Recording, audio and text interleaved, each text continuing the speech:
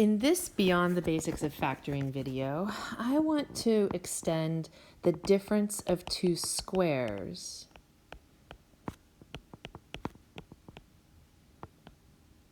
which is pretty straightforward factoring to something that's much more difficult. So just as a quick refresher, let's start off with something not so bad. Let's start off with x squared minus, 121. Definitely a difference of two squares. So this would factor to x minus 11, x plus 11, using our formula. Remember our formula from the previous video was a squared minus b squared equals a plus b, a minus b. Doesn't matter which order they come in, just as long as you have one plus and one minus. Okay, now let's extend this, make this a little harder. Let's do a squared minus 100b to the 46th. Oh, okay. I got the first part. A,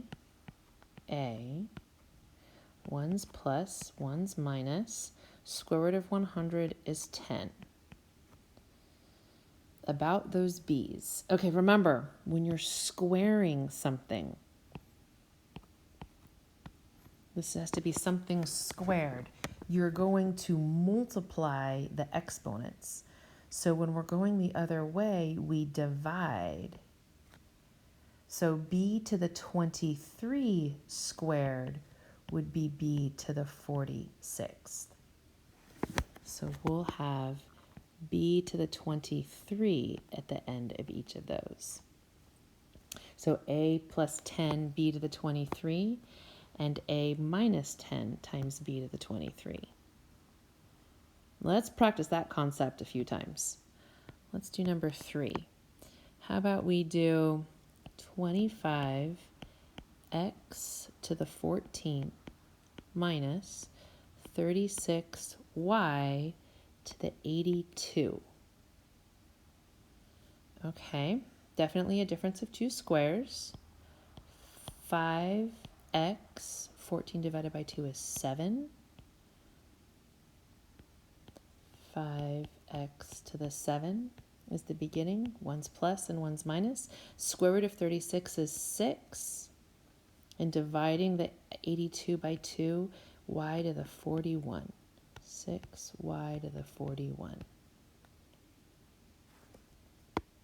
Okay, so I'm taking the square root of the coefficients and I'm dividing those, hopefully, even exponents by 2.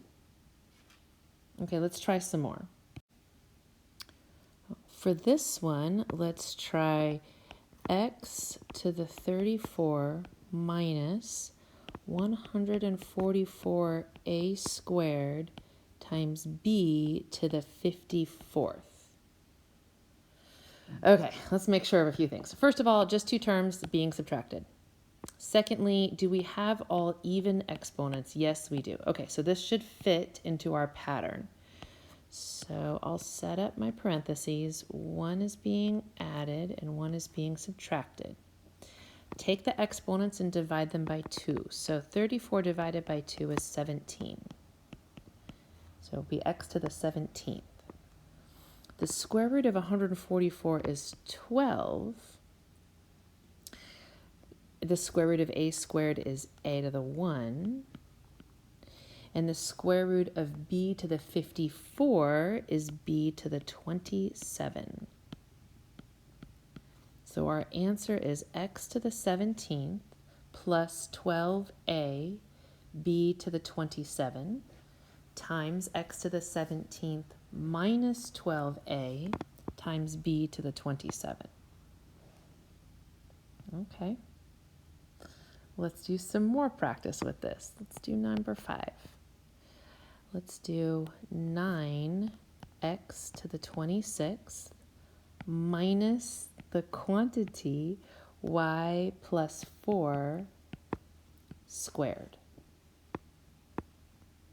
Knew we weren't going to get very far before we saw those parentheses again. Okay, if you like the substitution, go for it. let a be y plus 4. So now we can rewrite this 9x to the 26th minus a squared instead. A little easier to factor. Okay, all even exponents. Square root of 9 we know, and we have only 2 terms and it's being subtracted. So this should be 3x to the 13th minus a to the 1. And 3x to the 13th plus a to the 1, or just a. And 13 comes from 26 divided by 2. Okay, let's plug in what a was. Since we did that substitution, this will give us 3x to the 13th minus, put parentheses around your a, y plus 4.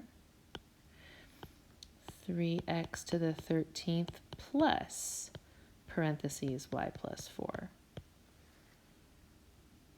Now the parentheses are not necessary in the second set, but they are in the first one because I have to distribute the negative through. So this would be 3x to the 13th minus y minus 4, and 3x to the 13th plus y plus 4. Okay, let's practice a couple more of those. For the sixth example, let's do 36x cubed y to the 11th minus x to the 21 y. Now at first glance, this doesn't look like the difference of 2 squares because I like the 36 and the subtraction sign, but the exponents are not even. But we have common factors in here. So those combination ones we did at the end of the previous regular basics factoring sections, we're going to factor out the greatest common factor first. So let's do that. So we're going to take out, let's see, the smallest exponent between an x to the 3 and x to the 21 is x to the 3rd and 1y. And that leaves us with 36, no x's in the first one, y to the 10th, minus 21 minus 3 is 18, x to the 18, and no y's. So we have x to the 3rd y times the quantity 36 y to the 10th minus x to the 18th. Okay, now what's inside here not only is just 2 terms, and we know the square root of 36, but also even exponents, so we can keep going. So let's factor that. So x to the 3rd y, this will be 6y to the 5 minus x to the 9, 6y to the 5 plus x to the 9. Awesome. Okay, let's do 3 more. I'll do 1 on this page and 2 on the next. Number 7. Let's factor 25x to the negative 1 minus 64y. I'm sorry, no, 64x to the 11th. Exactly like the previous problem. I love the 25 and the 64, not loving those odd exponents, but there's a common factor. So the smaller of the 2 exponents is x to the negative 1. Factoring that out gives us just a 25 in the first term and 64x to the, 11 minus negative 1. 11 plus 1 is 12. Great. Oh, 25 minus 64x to the 12, that I can factor.